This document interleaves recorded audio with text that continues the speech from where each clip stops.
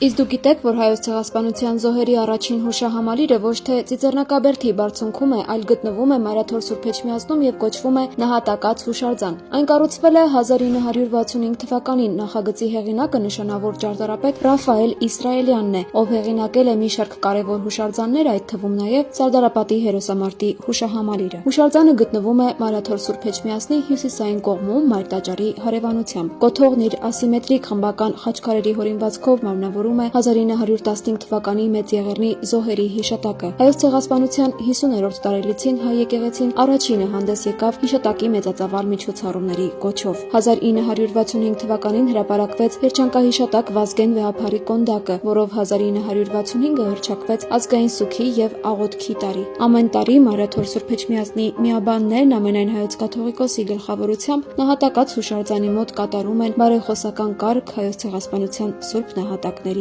համար։